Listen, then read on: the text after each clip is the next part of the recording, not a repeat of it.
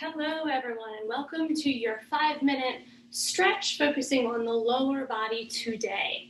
Wherever you set yourself up, I would recommend that you either have bare feet, and you'll notice I have my sticky mats, or you can keep your shoes on so that they feel a little sticky if you have a slippery surface such as a hardwood floor or a carpet. Thank you for joining me today. Let's begin at a wall or a piece of furniture. So we're going to take our hands to the wall a little bit lower than your shoulders and step your right leg straight back. As you do, begin to press your heel down towards the floor. If it's hitting the floor, step back just a little further so you always have something to work towards. Energetically letting your heel land back softly. Breathing in and sending an exhalation right down through your right heel. You're welcome to drop your chin if that feels nice, or in between your shoulders. See if there's something that you can release as you're stretching, such as your toes, maybe some facial features. Let's try one more big inhalation here. And when you're ready, begin to soften your push. Lift out of your right heel. Step together, take a little shake of your hands, a sway through your hips. Maybe your grounded leg needs a little release, roll over your toes, or just shake free. When you're ready, moving to the other side. Hands lower than shoulders, so we're not craning or stretching our neck as we try to move around. Your left leg takes a huge step back, and if you right away connect with the earth or your floor, step back a little further so we have something to work towards. The deeper you bend in your front knee, the more you push away, the more you'll feel that amazing sensation coming into your left calf. Softening down through facial features, maybe through your head and your neck as you drop in.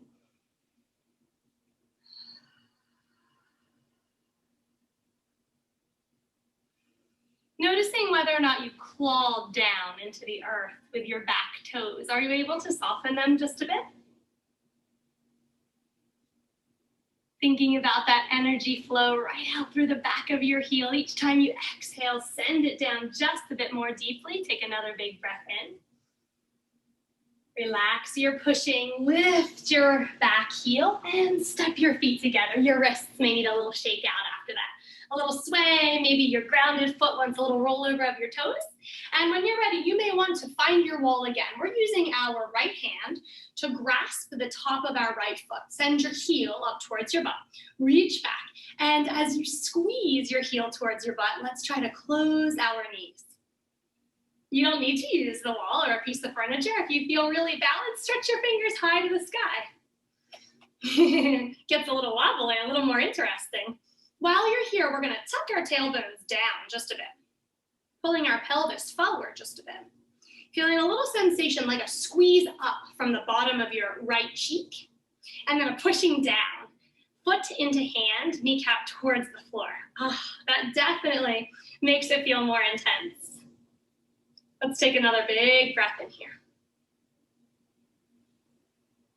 Soft, smooth exhalation, letting your right foot go slowly so it doesn't slingshot away from you.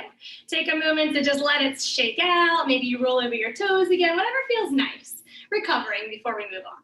So if you're using your arm on the wall, find your right hand somewhere safe and steady. Left heel pulls towards your glutes, reaching back for the outer edge. And if you can't reach, that's okay. You're welcome to just stay and keep trying. Or you could grab something that would be helpful. So if you had a yoga strap nearby, that's great. You could use a belt, preferably a soft one like from a robe. You can use a dog leash, really anything that you could lasso the top of your foot with to give it that extra squeeze toward your buttons. Little tuck of your tailbone down. Pelvis scooted forward a bit, yes. Knees are close to one another. Little squeeze up from the bottom of your left glute. And then press into your hand with your left foot.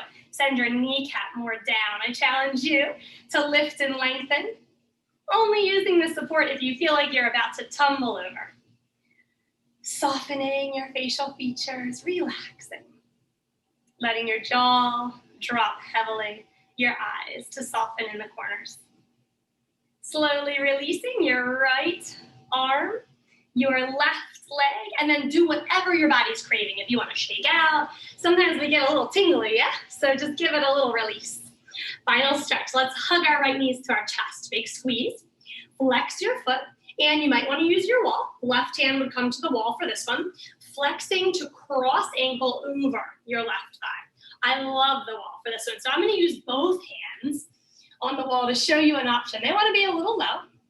As you flex, we push away again. Now, sometimes it takes a few tries to figure out what length we like to be away from the wall so you can sit back like you're trying to sit in an easy chair, but it's a little sketchy. You're not sure if it's going to fall apart, so you're not sitting all your weight back. You're just tentatively sitting back here. If you have both hands, you can drop your chin to chest, let your face fall. And if you're working on the balance, great work. Stay strong. If you're like me and you fell out of a balance challenge, come on back to it. If you are not using your hands on the wall, you can use your right hand in just a super gentle bit of guidance. Knee towards the floor and out, away from your hip. Just a little help here. Big breath back in. Let's redraw right knee to chest. Give it a loving squeeze. And then release. So it might feel a little tight in your hip after a big stretch. You can sway, you can rub it. You can use your knuckles if there's a specific point and just rub to release.